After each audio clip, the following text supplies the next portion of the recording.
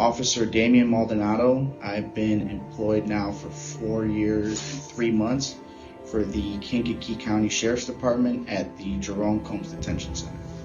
My name is Officer Jaqueline Harcar. I've been with the Jerome Combs Detention Center for 15 years. I'm Officer Cameron Douglas.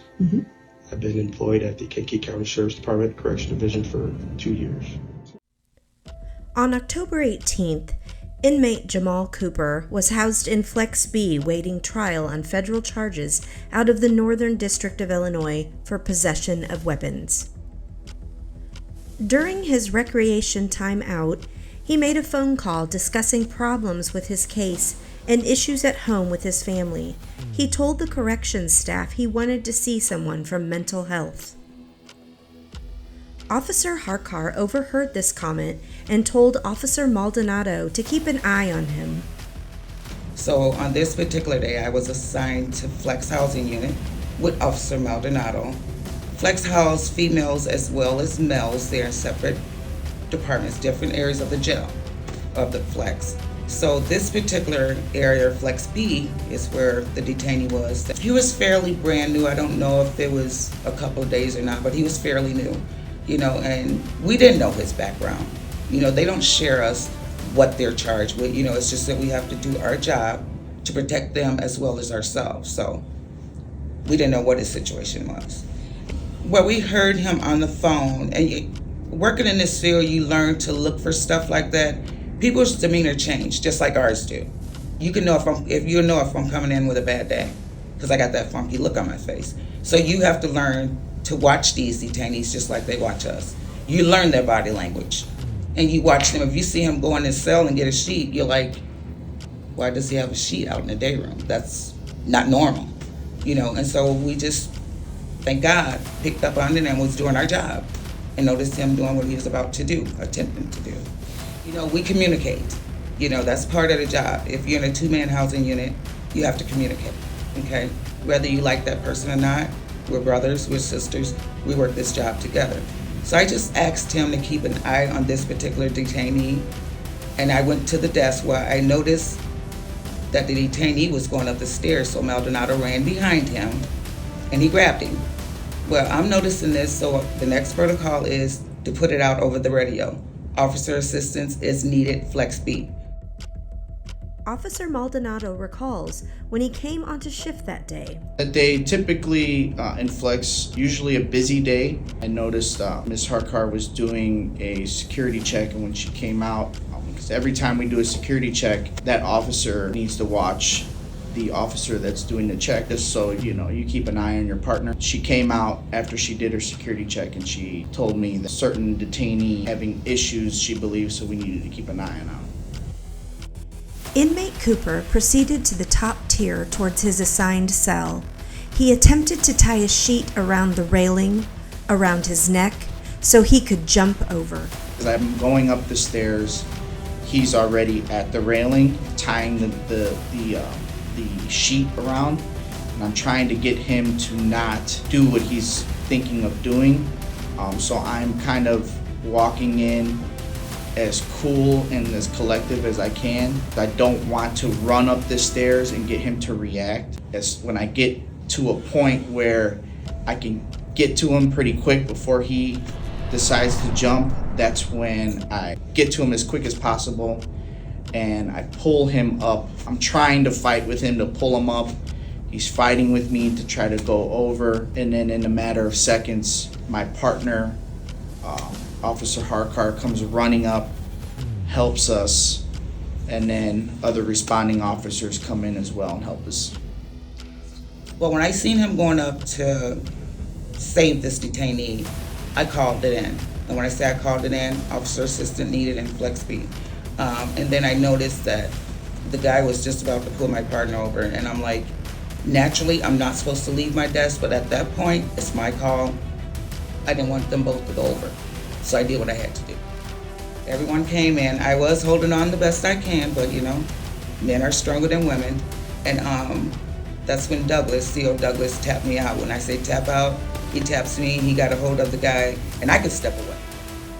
At this time, Officer Cameron Douglas is arriving on scene. Going back to the incident, I would say I was one of the last two officers to enter that unit. I'll enter that unit, Officer Kinbury. Upon entering the unit, I realized there was no officers at the common area desk, officer desk as we call it, and that kind of just brought my attention a little bit more. It was like, what's going on here? As soon as we walked in, we had a visual viewpoint on Flex B. In that moment, I could see CO Harcar, CO Maldanado, and CO Gill and James taking control of the upper body of the individual. In that moment, myself, and CO Kimry went up the stairs. In that moment, I saw CO Harcar was not in the best position to secure this detainee's legs, and in that moment, I saw that, gave her a tap on the shoulder, so that I controlled this portion of his body, and she kind of was able to relax and gather herself in that situation. This is a pretty intense moment. What thoughts are going through your mind? The only thing really I'm thinking about is him to not try to get him to not go over the bar or under the bar.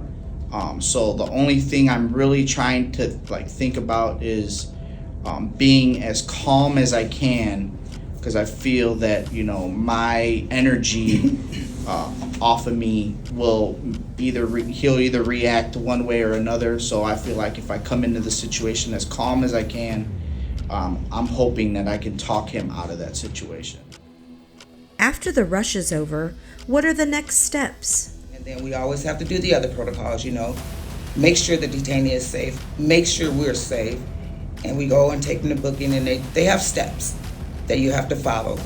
If it's a suicide, medical issue, we have protocols that we have to follow. So whenever something of that nature happens, there is steps and procedures that need to follow that.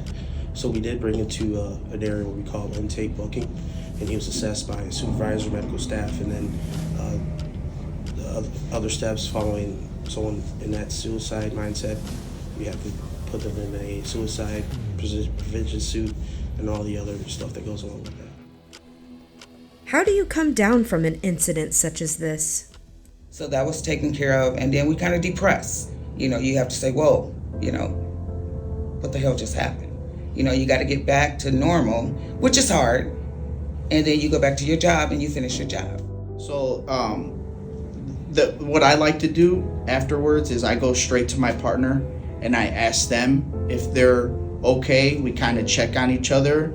Your knees okay, your arms, you kind of check on those things, because when you have adrenaline, you don't feel those things until a little after, and then you check on their mental state, where they're at, because obviously that's the most important thing. That's what I do, and while I was asking Officer Harcar that, she was asking me those same things as well, and then the jail provided us with some relief to kind of let us cool down, in the sense of you're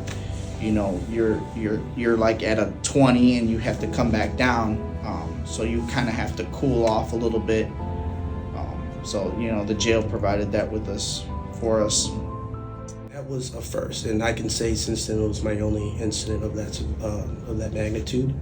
And I can tell you now, in that situation, your thoughts are just running. This is all about the safety and protection of your officers and the detainees, because that's the biggest component to our job, is the safety of everyone involved in corrections.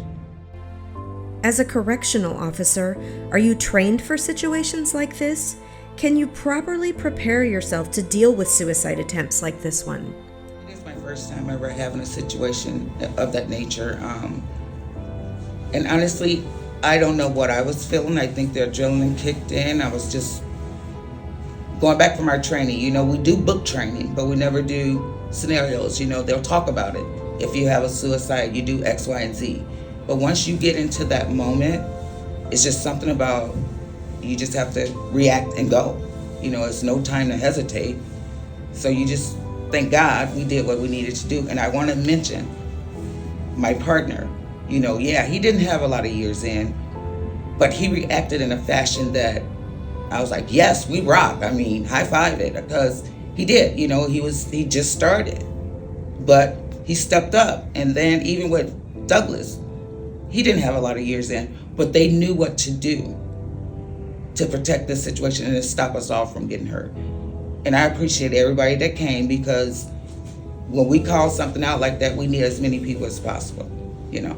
So I'm grateful for all my coworkers, because I didn't expect for them to be 1 year in to react the way they did.